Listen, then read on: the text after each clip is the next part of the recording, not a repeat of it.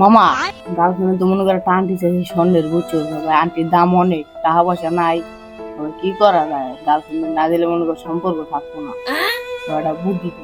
তোর বাইরে একটা ফোন লাগা, প্যাকেটে আমি দেখতেছি।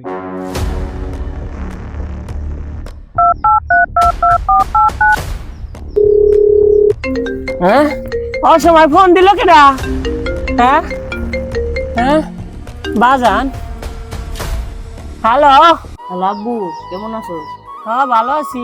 বন্ধুর সাথে একটু কথা বলবো। হ্যাঁ দেও। হ্যালো কাকু, আমাদের বলে কি দিতে সমস্যা, কয়টা টাকা লাগতো? কি আমার বাবার কি হয়েছে? হ্যালো রে টাকা আমি সব দিয়ে দিব, আমার জায়গা জমিন যা আছে। আমার বাবার কি হয়েছে?